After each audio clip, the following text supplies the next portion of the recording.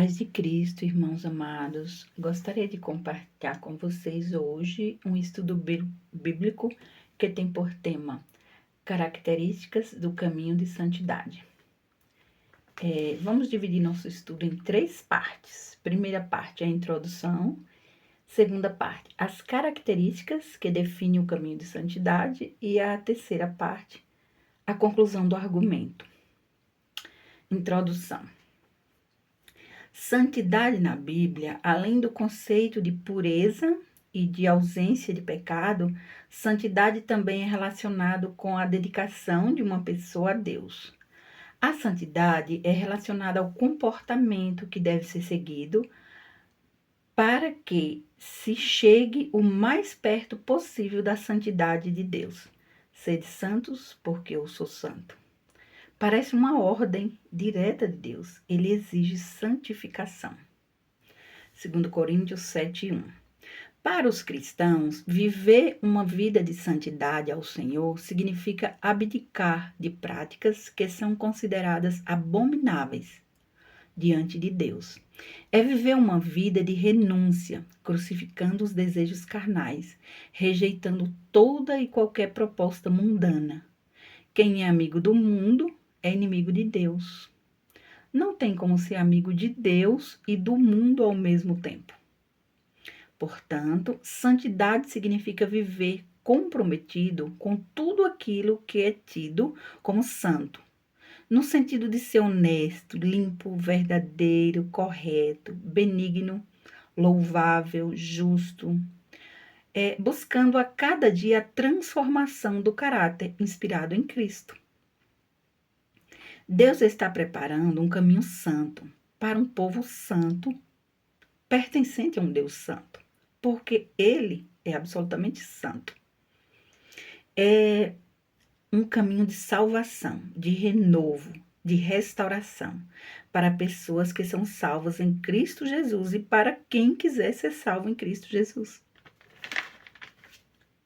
O caminho de santidade está em Cristo. Olhar para Ele, para seus gestos, atitudes e falas, nos indicam uma direção a ser seguida.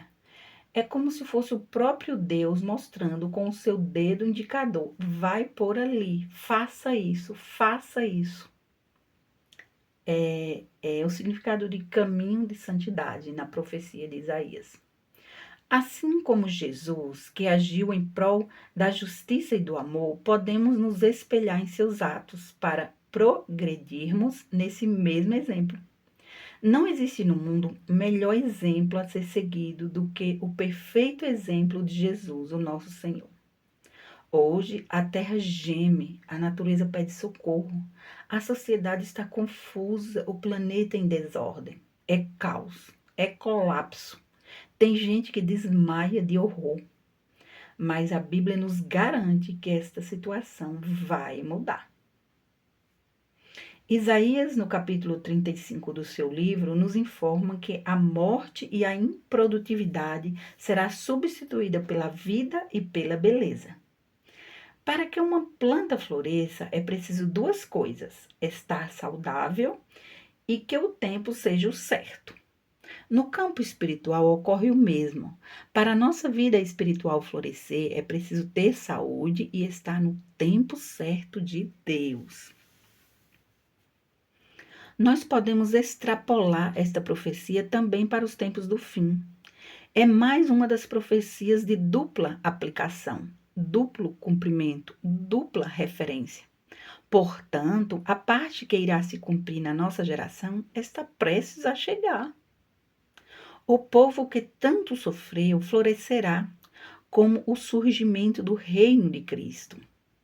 Os cristãos aprenderão a se alegrar no Senhor e nos seus ensinamentos, pois eles receberão de Deus uma honra especial.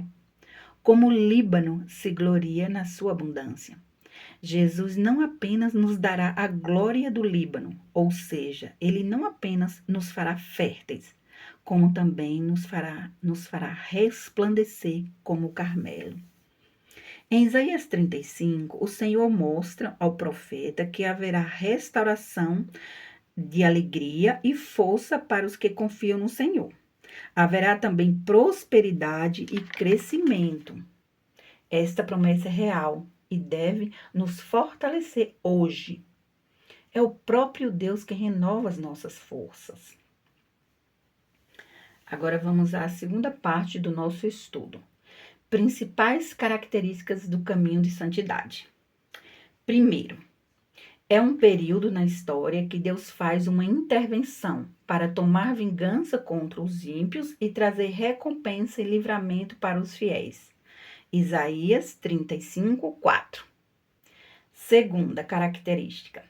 Deus dará sabedoria e discernimento espiritual. Isaías 35, 5. Terceira, será um tempo de muita alegria e fartura. Isaías 35, 6, 7. Quarto, o caminho é só para os trigos, joios não atravessarão, os imundos não passarão por este caminho. Isaías 35, 8, 9. Abra a sua Bíblia em Isaías 35, 8 e 9. Leia diretamente na Bíblia. A Bíblia diz que os imundos não passarão por este caminho. Portanto, nenhum joio poderá atravessar esse caminho. E a palavra de Deus é a verdade absoluta. É a vontade de Deus revelada nas Sagradas Escrituras.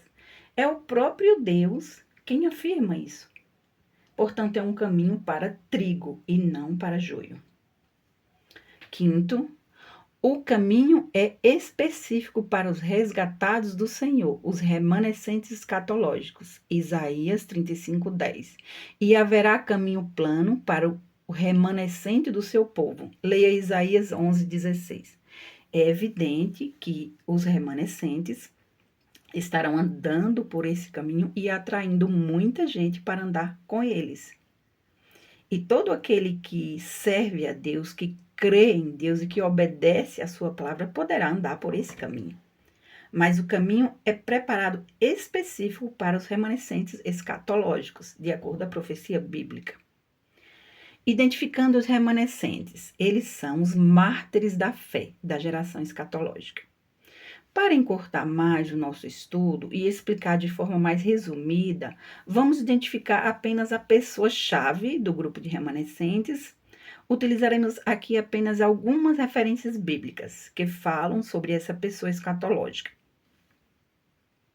Tem muitos textos bíblicos que falam, mas nós vamos utilizar apenas aqui somente alguns. Ela aparece em forma de uma figura feminina, descrita em Apocalipse capítulo 12, que retrata uma luta espiritual entre uma mulher e um dragão. Essa mesma mulher aparece em Apocalipse 10, segurando um livrinho na sua mão. Vejamos em Apocalipse 12, 1. A mulher está vestida do sol, com a lua debaixo dos seus pés. E no capítulo 10, no versículo 1, ela aparece vestida de uma nuvem, o rosto como o sol e os pés como colunas de fogo. Isso tudo reflete a glória e o juízo de Deus, a qual ele manifesta por meio da sua remanescente. Assim como quando Moisés desceu do monte, o seu rosto brilhava, ou seja, a glória de Deus refletia por meio da face de Moisés. A visão de João é simbólica e metafórica. Apenas com a sabedoria de Deus nós podemos compreender o significado. Abra a sua Bíblia em Apocalipse 10 e acompanhe a explicação do versículo 1 até o versículo 11, ou seja, o capítulo todo. O arco sobre a cabeça do anjo representa a aliança, o pacto que essa pessoa tem com Deus. A glória de Deus mostra a intimidade profunda, assim como Moisés tinha com Deus. Inclusive, essa intimidade é uma das 12 promessas representadas por 12 estrelas na coroa sobre a sua cabeça, em Apocalipse 12, 1. Portanto, no capítulo 10 de Apocalipse, João narra que viu um livrinho aberto na sua mão, mostrando o seu testemunho pessoal e sua história. Sendo exposta ao público, compartilhada, isso para muita gente. Futuramente será para uma grande multidão. É o significado de um pé direito sobre o mar e o esquerdo sobre a terra. Os seus pés, como colunas de fogo, mostram-nos que a sua principal mensagem é de juízo. No seu livrinho contém palavras de advertências, fortes exortações. O clamor semelhante a um rugido de leão mostra-nos um apelo insistente e orações que foram feitas a Deus, clamando por intervenção. E aí Deus responde com as vozes dos 7 trovões. Os 7 trovões representam a voz do próprio Deus. João foi proibido de registrar, porque Deus quis guardar esse segredo até o tempo do seu cumprimento, que é na geração escatológica. A voz dos trovões deveria ser selada até hoje, para a advertência de Deus que o tempo está se esgotando para o fim de todas as coisas, o fim dos maus e injustos, o fim dos que destroem a terra. Esse juramento do anjo, no versículo 6, é um aviso do próprio Deus. É o toque da trombeta. Lá no livro de Joel 2, 1 a 3, fala exatamente sobre isso. E esse toque sai exatamente do belo e santo monte, da Sião terrena. A Sião terrena escatológica. E em Apocalipse 10, 7, agora no versículo 8 de Apocalipse, no versículo 8, João ouve a voz do próprio Deus, mandando ele pegar o livrinho e comer. Isso significa analisar, ler, estudar, interpretar e compreender o seu significado. Isso é o significado de comer o livrinho. A informação de que o livrinho é doce na boca e amargo no estômago significa que a primeira impressão deixa transparecer beleza e doçura. O seu aspecto e aparência, pois pertence a uma mulher, que deixa transparecer formosura. Mas o amargo no estômago significa que depois de ler, entender, interpretar corretamente, pode despertar um sentimento desagradável, de pesar, pois a exortação do livrinho é gravíssima. São advertências da parte de um Deus que encontra-se irado com o pecado da humanidade. Suas taças estão transbordando de ira, e neste período da história, muitos zombam e escarnecem, complicando ainda mais a situação. E é por isso que as catástrofes aumentam cada vez mais. Deus manifestando a sua ira por meio das catástrofes naturais.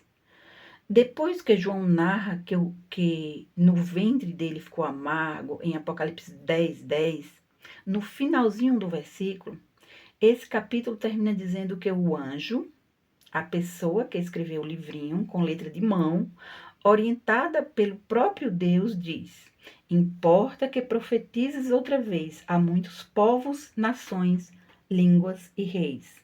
Povos, nações, línguas e reis.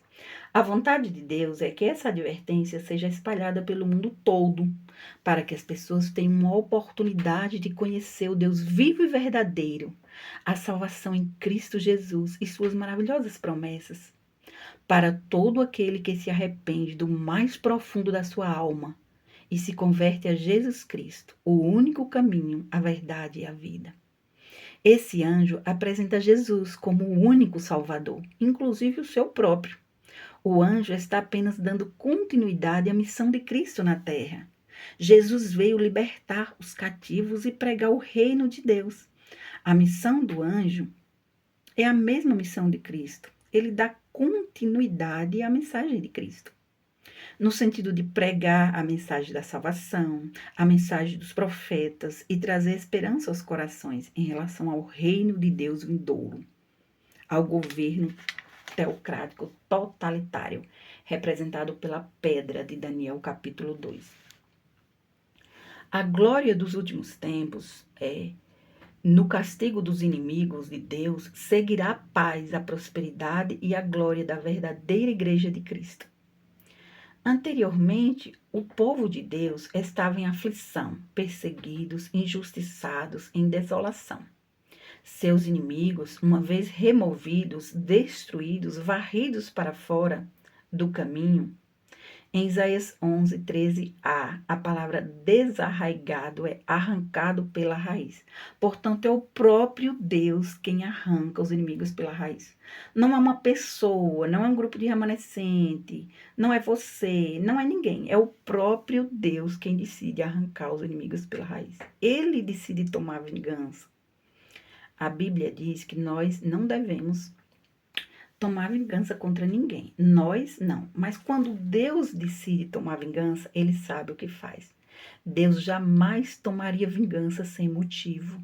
Deus sabe o que faz.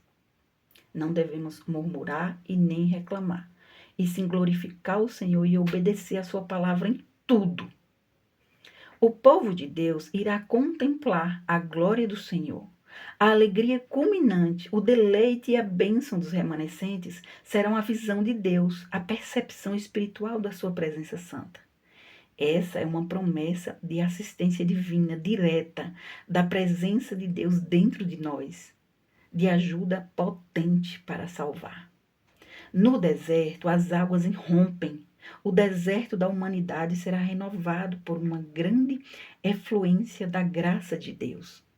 Uma estrada estará sendo formada, um caminho claro, marcado pelo qual nós devemos andar. Um caminho plano, um caminho bem estreito, mas que não seja facilmente esquecido.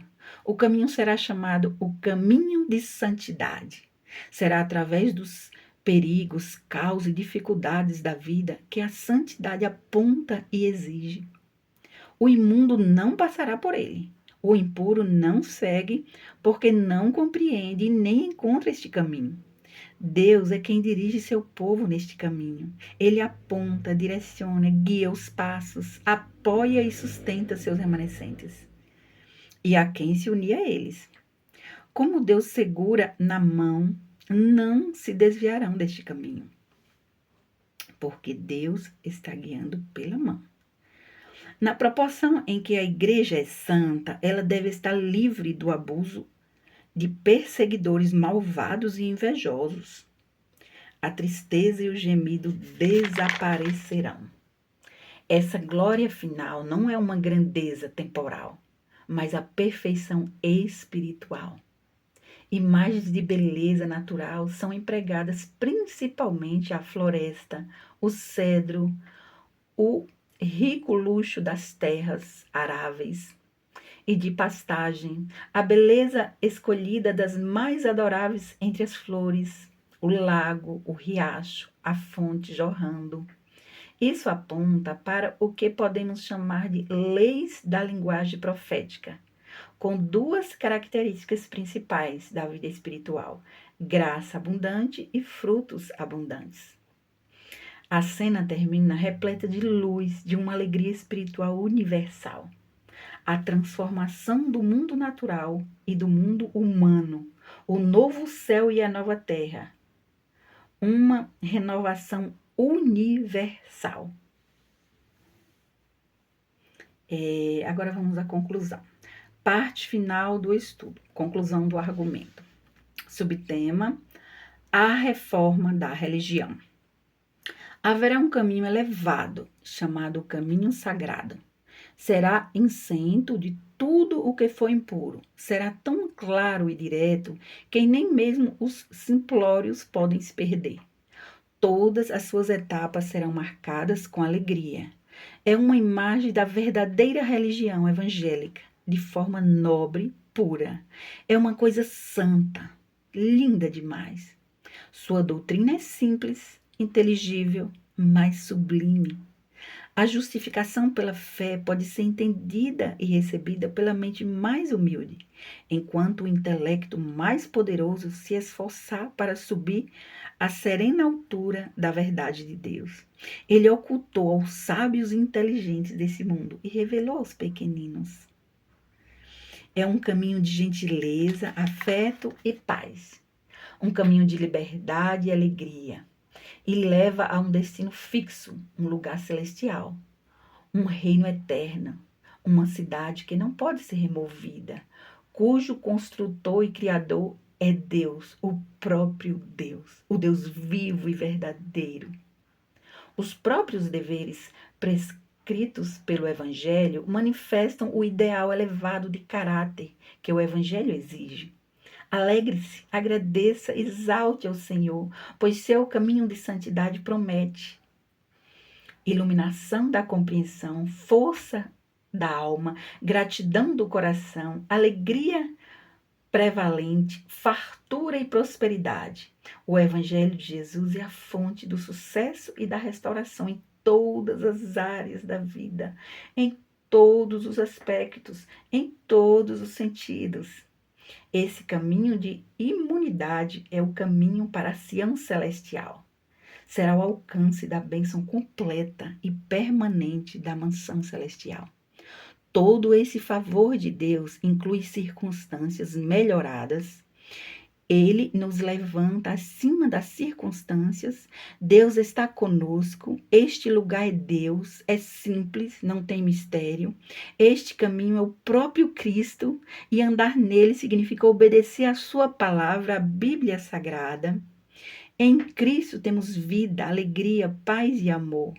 Ter vida em abundância significa ser salvo por Jesus e ter a promessa da vida eterna. Comece a edificar a sua fé na abundância divina que Jesus Cristo já providenciou para a vida daqueles que decidiram crer em Jesus. Creia nele. Entregue o seu caminho ao Senhor Jesus. Conversão significa mudança de vida. E se a conversão é a Jesus Cristo, a mudança tem que ser para melhor, pois Cristo é melhor. Abundância diz respeito à quantidade excessiva, grande porção, fartura. Aqui nos fala de abundância de vida para superar dificuldades quando somos confrontados com circunstâncias adversas. Vida abundante refere-se à vida em sua abundante plenitude de alegria e de força para a mente, o corpo e a alma. Eu vim para que tenham vida e vida com abundância. João 10:10b. Significa que cada cristão deve se esforçar e viver esta vida abundante, porque já nos foi concedida. A abundância aqui não é só riqueza material. Isso é o que tem menos importância. A abundância é um estado que se caracteriza por padrões de pensamentos ideais.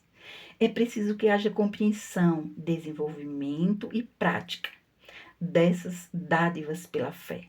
Isso é, desenvolver uma crença de fé abundante e inabalável, firmada na palavra e promessas de Deus. É passar a acreditar que Deus supre todas as suas necessidades, a ponto de você transbordar e ajudar na necessidade dos outros. É acreditar que por Cristo há mais abundância ao seu redor do que escassez. É crer que Jesus multiplica tudo o que você possui. Onde você tocar com suas mãos será abençoado, multiplicado, organizado e próspero. Se Jesus está em você, obras ainda maiores você fará. Jesus abençoa sua saúde, confiança, visão, te dá tranquilidade, sabedoria, discernimento, paz, oportunidades. Ele abre portas e etc. Em resumo, é pensar como o salmista que disse: o Senhor é o meu pastor, nada me faltará. Salmos 23:1. Você entendeu? Nada te faltará. Isso é uma crença de fé abundante, que Deus te abençoe em Cristo Jesus e enche o seu coração de fé, amor e esperança, pois um futuro sublime e glorioso nos aguarda. Amém? Que Deus te abençoe sempre.